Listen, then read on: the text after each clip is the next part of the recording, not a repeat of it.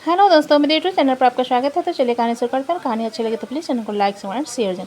दोपहर शाम में ढल रही थी और समृति कब से दैविक और संगति के साथ खेल रही थी, जिसे ऋतिक बड़े प्यार से देख रहा। जब समृति ऋतिक की तरफ देखते हुए बोली, बड़े पापा आप मुझसे इतना प्यार क्यों करते हो? समृति के सवाल पर ऋतिक कुछ पर सोच कर, क्योंकि तुम मेरे बॉस के प्रिंसेस हो। यह संगति की तरफ देखते हुए बोली, मैं आपकी? जिसे सुनकर ऋतिक अपना सिर हिलाते हुए, हाँ तुम मेरी प्रिंसेस हो। जब वहां पर विक्रम आरव को लेकर चला आया, जिसे देखते हुए दैविक खुश होकर बोला, आलो। दैविक की बात सुन आरव शांत आवाज में बोला, आरव। ऋतिक आरव की तरफ एक नज़र देखने के बाद संगति और समृति की तरफ देखने लगा, जिसे देखकर विक्रम बोला, तुमने सुधांशु की बेटी देखी? जिसके जवाब में ऋतिक अपना सर हिलाते हुए बोला, of course she look like her bua. Hrithik के बाद सुन विक्रम सरप्राइज होते हुए बोला, मतलब तुमने भी नोटिस किया? मैंने भी किया था, वो काफ़ी हद तक महक भाभी जैसी दिखती है, सबसे ज़्यादा उसकी वो ब्राउनी आंखें। ऋतिक ने जवाब दिया, जिसे सुनकर विक्रम अपना सर हिला दिया। जब सुधांशु साध्वी को अपनी गोद में पकड़े वहाँ पर आ गया, जिसे दैविक टकटकी लगाकर देखने लगा। साध्वी एक नज़र ऋतिक की तरफ देखने के बाद सुधांशु के चेहरे को पकड़ते हुए बोली, पापा नहाऊं? साध्वी की बात पर सुधांशु उसके सर को थपथपाते हुए, 2 मिनट रुक जाओ, फिर साथ में शावर लेंगे। सुधांशु की बात सुन दैविक बोला, बट बैड मैनर्स। दैविक की बात सुन सुधांशु कंफ्यूज होते, कौन सा bad manners? I boy boy girl girl bathing together. Daivik ने जवाब दिया, जिसे सुन सुधांशु मुस्कुरा, बेटा मेरी बेटी 6 महीने बाद 2 साल की होगी, अभी वो बहुत छोटी है, but this is dirty stuff. दैविक ने सीधा सा जवाब दिया। साध्वी दैविक की बात सुनते उसे घूर कर बोली, मेले पापा। दैविक साध्वी की बुरी आंखों को देख मुस्कुराते हुए बोला, क्यूट। साध्वी दैविक के मुस्कान पर चिढ़कर सुधांशु से बोली, पापा चलो।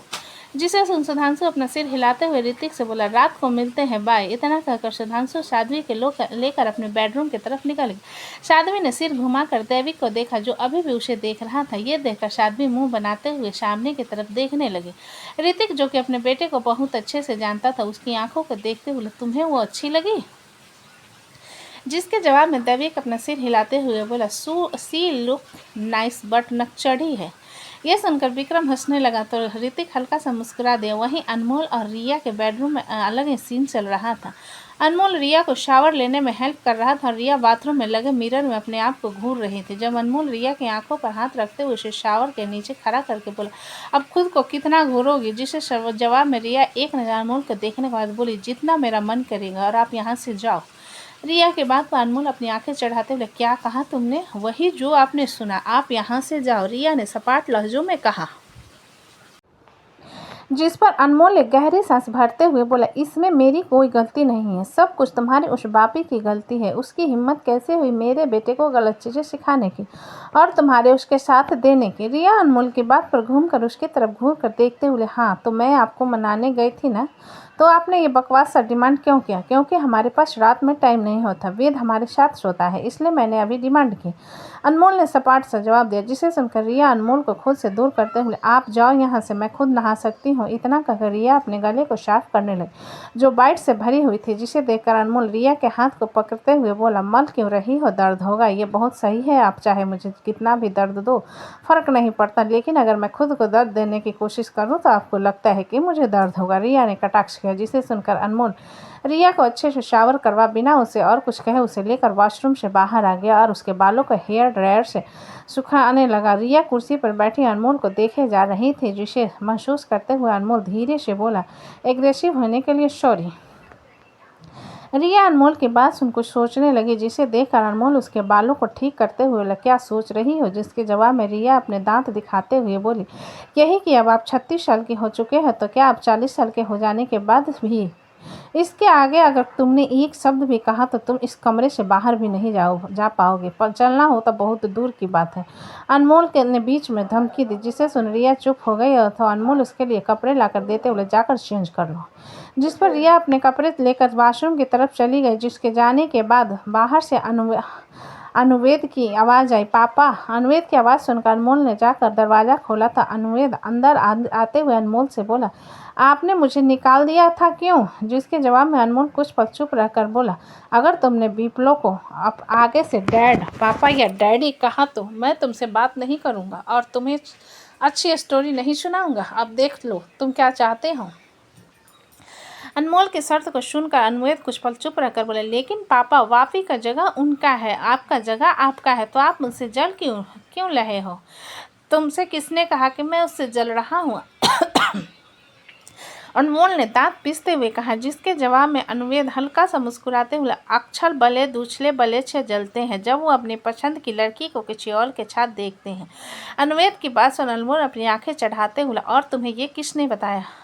वापी पापा ने, वो कहते हैं कि जब वो अपनी पागल को किसी और के साथ देखते हैं तब उन्हें जलन होती है। अनवेद ने जवाब दिया, जिसे सुनकर अनमोल गहरी सांस भर अनवेद को अपनी गोद में उठाते हुए बोला, बेहतर है कि तुम उस दलाल के साथ मत रहा करो। इतना कहकर अनमोल अनवेद को लेकर कमरे के अंदर चला। इधर रियो आरोही के कमरे में जबरदस्ती घुस गया था। आरोही को किस करे जा रहा था। उसकी जल्दबाजी को देखते हुए आरोही रियो के सीने पर हाथ रखते हुए बोली, तुम कर क्या रहे हो? आरोही के सवाल पर रियो इसे इंटेंस भरी नज़रों से देखकर, किस कर रहा हूँ, शो ऑब्सेसियली रोमांस करने की कोशिश कर रहा हूँ। आरोही रियो की बात अपना सर नहीं में हिला दो, लेकिन कोई नहीं आएगा तो मुझ पर ध्यान दो। इतना कहकर रियो फिर से आरोही के गले पर उसके होठों पर चूमने लगा।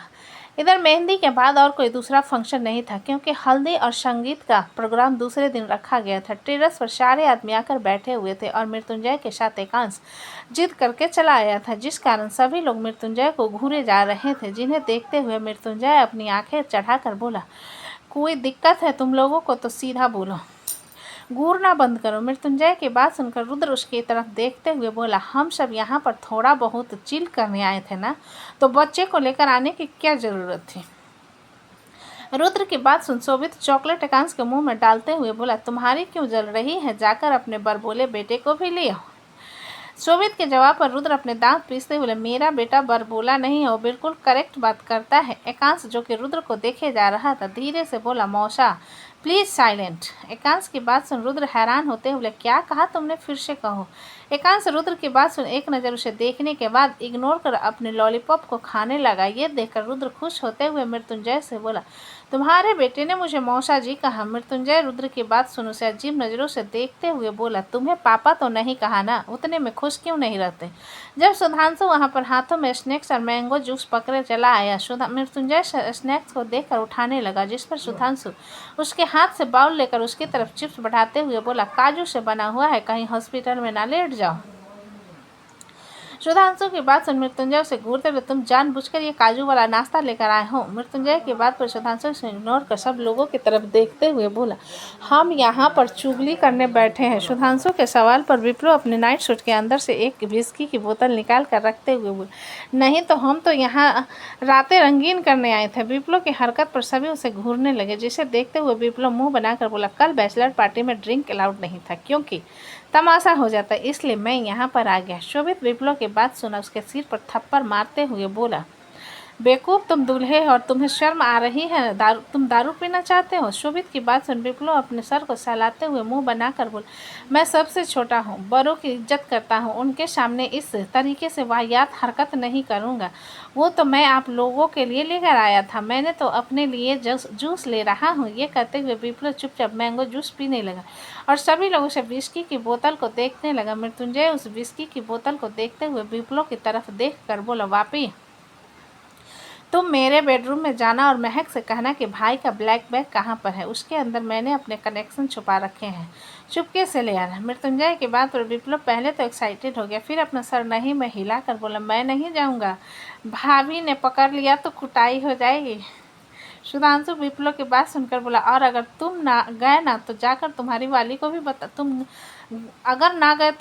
जाकर तुम्हारी वाली को बता देंगे कि तुम दारू पी रहे हो। सुधांशु की धमकी को सुन मृत्युंजय से घूरते हुए बड़बड़ाने लगा, जिसे देख कर भी इग्नोर कर सुधांशु बाकी लोगों की तरफ देखते हुए, चुपचाप ये सब खत्म करो और चलो कमरे में। करण सुधांशु के बाद मृत्युंजय की तरफ देखते हुए, बड़ा बोरिंग है आपका साला, पता नहीं लड़कियों को इसमें ऐसा क्या दिखता है, मैं भी यही सोचता हूँ, न शक्ल से अच्छा है और न बातें अच्छी करता है, लेकिन फिर भी लड़कियाँ इस पर लट्टू हो जाती है। मृत्युंजय ने करण की बात पर एग्री करते हुए कहा, जिसे सुनकर सुधांशु मृत्युंजय की तरफ देखते हुए बोला, अगर आपको मेरी शक्ल से इतनी ही दिक्कत है तो आप मुझे देखते क्यों हो? जब विक्रम मृत्युंजय की तरफ देखते, यार तुम तो कहते हो कि तुम्हें तुम्हारी भांजी बहुत पसंद है, लेकिन उसकी शक्ल नहीं, ऐसा क्यों?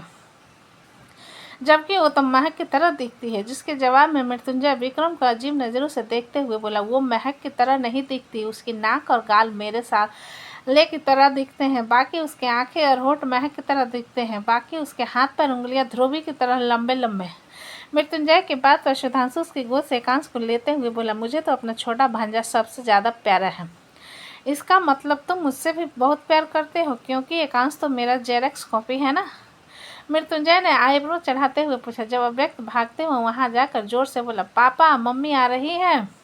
अव्यक्त की बात सुन सुधांशु जल्दी से विस्की की बोतल उठाकर गमले के अंदर रख दिया, जिसे देख सभी सुधांशु को देखने लगे तो सुधांशु बोला, आप लोगों के कारण मुझे गाली नहीं खानी। जब महक वहां पर आकर सब लोगों की तरफ देखते हुए बोले, यहाँ पर कौन सी खिचड़ी पक रही है?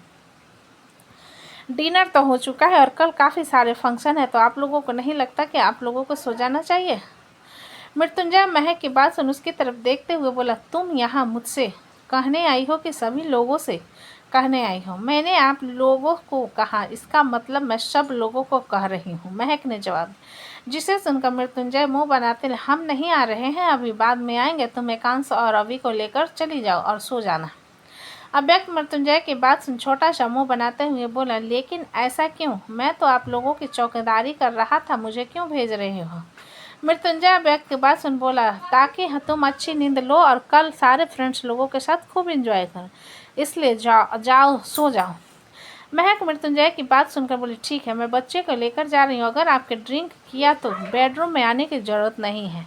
मृत्युंजय महक की बात पर मुंह बनाते हुए उसकी तरफ देखने लगा तो महक सुधांशु के गोद से एकांश को लेकर अव्यक्त के साथ नीचे की तरफ चली गई, जिसके जाने के बाद मृत्युंजय अपने गमले से विस्की की बोतल निकाल ढक्कन खोलते हुए सीधा मुंह से लगा लिया, जिसे देखकर सभी हैरान रह गए। आधा बोतल खत्म करने के बाद मृत्युंजय बोतल वहां पर रखते हुए बोला, अब अच्छा लग रहा है। विप्लव बोतल उठाकर देखते हुए मुंह बनाकर बोला,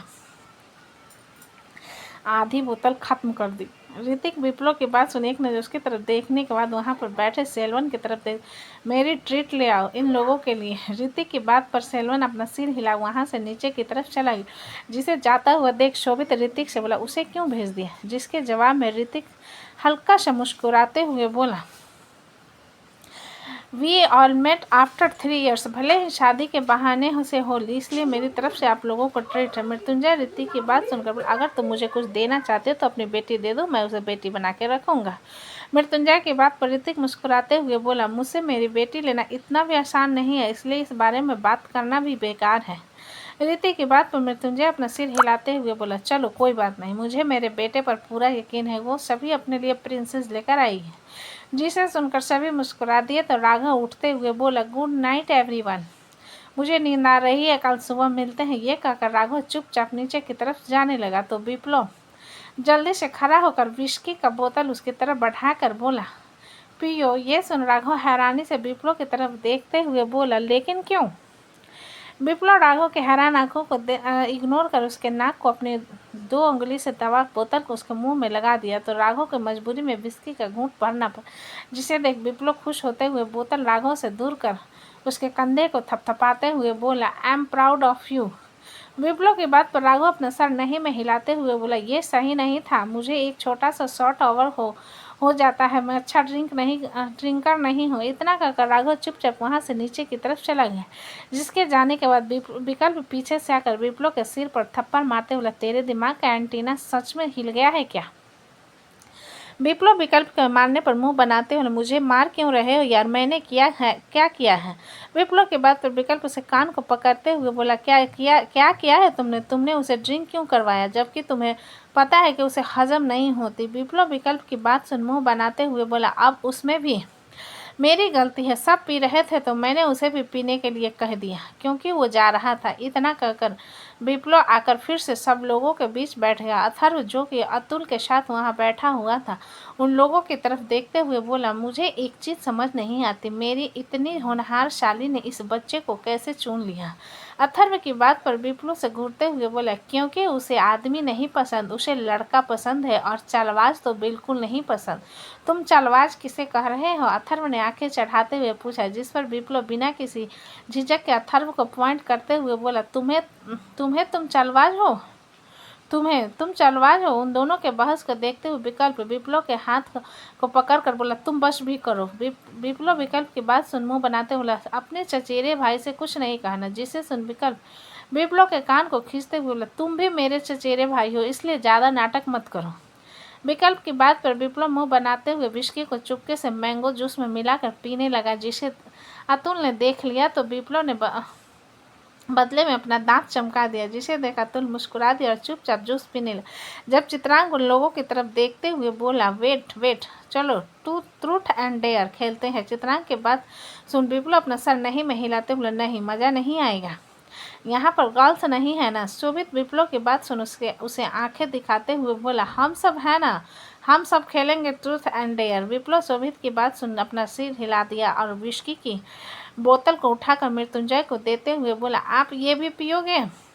जिस पर मृत्युंजय अपना सर नहीं में हिलाते हुए बोला, वैसे तो मुझे चढ़ी बिल्कुल नहीं है, बट मैं नहीं पीऊँगा, वरना महक को पता चल जाएगा और मुझे कमरे से बाहर नहीं सोना है।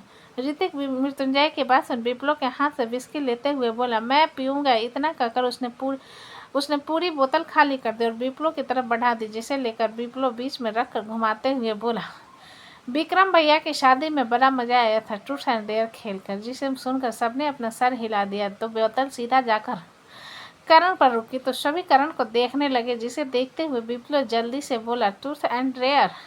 तो दोस्तों, कहानी कैसी लगी मुझे कमेंट में लिखिए। अच्छी लगे तो प्लीज़ चैनल को लाइक करें, सब्सक्राइब करें और ज़्यादा से ज़्यादा शेयर करें। कहानी को पूरा सुनने के लिए धन्यवाद।